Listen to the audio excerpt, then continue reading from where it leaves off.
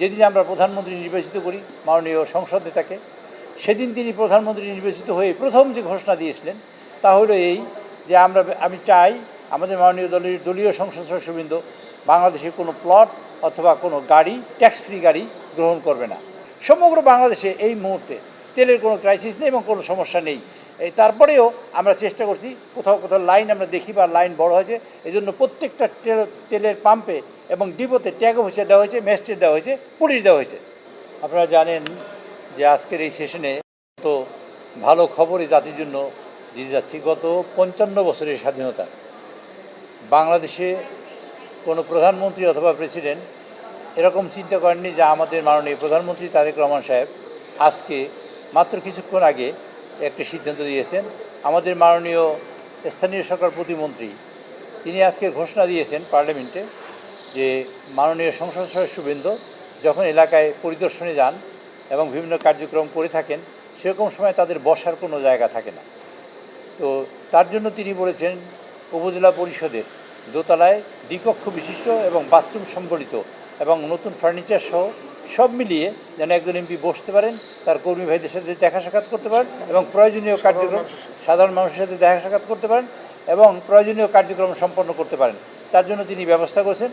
এজন্য সংসদ টেবিল চাপড়িয়ে, সরকার এবং বিরোধী দল সবাই মিলে টেবিল চাপড়িয়ে আজকে মাননীয় প্রধানমন্ত্রী জনাব তারেক রহমান সাহেবকে ধন্যবাদ জানিয়েছেন।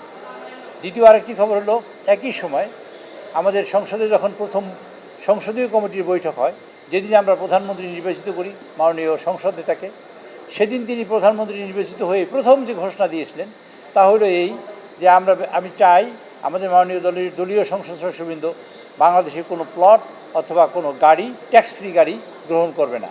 এ ব্যাপারে আপনারা সম্মত আছেন কি না তিনি জিজ্ঞেস করলে সমস্বরে সকল মাননীয় সংসদ সদস্যরা তখন সম্মতি জানায় তার সাথে যে তারা ট্যাক্স ফ্রি গাড়ি গ্রহণ করবেন না এবং তারা কোনো প্লট নেবেন না।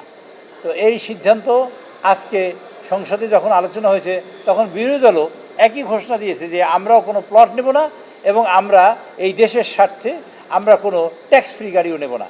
মাননীয় প্রধানমন্ত্রী এই যে আমরা সরকারে বসার পরে যে পরিস্থিতি তৈরি হয়েছে, সে পরিস্থিতি হলো একটা গ্লোবাল পরিস্থিতি।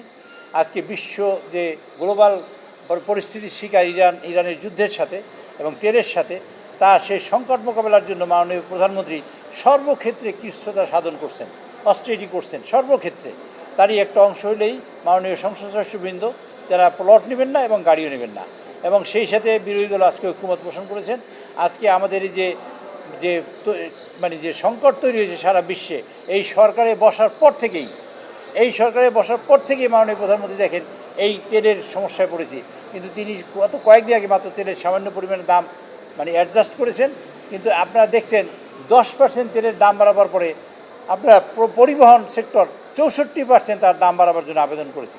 কাজে মাননীয় প্রধানমন্ত্রী যারা জানতেন বলেই ঈদের সময় আগে থেকেই যখন এই প্রবলেম দেখা দিয়েছে তখন তিনি বলেছেন জনগণের অর্থ জনগণের জন্য ব্যয় করব।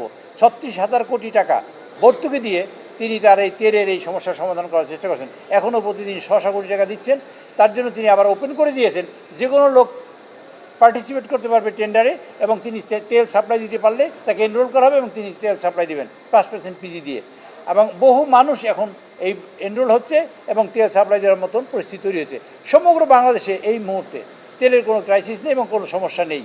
তারপরেও আমরা চেষ্টা করছি, কোথাও কোথাও লাইন আমরা দেখি বা লাইন বড় হয়েছে, এই জন্য প্রত্যেকটা তেলের পাম্পে এবং ডিপোতে ট্যাগ অফিসার দেওয়া হয়েছে, ম্যাজিস্ট্রেট দেওয়া হয়েছে, পুলিশ দেওয়া হয়েছে। কাজেই আমাদের চেষ্টার কোনো ত্রুটি নেই। গতকালকের সংসদে বিরোধী দলীয় নেতা তিনি একটি সংসদে মুলতবি প্রস্তাব এনেছিলেন 62 বিধিতে। আমরা বলেছি আমরা সংসদ দুবার মুলতবি করেছি ইতিমধ্যেই, কাজেই মুলতবি প্রস্তাব না হয়ে আমরা অন্য একটা বিধিতে 68 বিধিতে আমরা এই বিষয়টা আলোচনা করব। ইনশাআল্লাহ আগামীকালকে আমরা এই বিষয়ে তেলের সংকট বিষয়ে আলোচনা করব।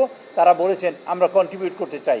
এই মুহূর্তে যে কেউ সরকারে বসলে দেশের পরিস্থিতি যা হতো তার তুলনায় অনেক ভালো তৈরি করেছে আমাদের মাননীয় সংসদ সদস্য আমাদের দলীয় সংসদীয় নেতা এবং মাননীয় প্রধানমন্ত্রী জনাব তারেক রহমান। কাজে আমরা সংসদে তাকে ধন্যবাদ জানাই। সেই সাথে দেশবাসীর কাছে আমি অনুরোধ করতে চাই, আজকের এই সমস্যাটা বৈশ্বিক এবং সমগ্র বিশ্বের সমস্যা। সমগ্র জায়গায় তেলের দাম বৃদ্ধি, শুধু বাংলাদেশে তেলের দাম বৃদ্ধি করা হয়নি, সামান্য একটু অ্যাডজাস্ট করা হয়েছে। কাজে এই বিষয়টা আপনারা সহানুভূতির সাথে দেখবেন, সরকারের সাথে থাকবেন, সরকারকে সদিচ্ছেটা দেখবেন, সরকার ভালো চায় কিনা সেটা দেখবেন। যতক্ষণ পর্যন্ত সরকার ভালো চায় আপনারা সরকারের সাথে থাকবেন, সে প্রত্যাশা আপনাদের কাছে করছি। ধন্যবাদ।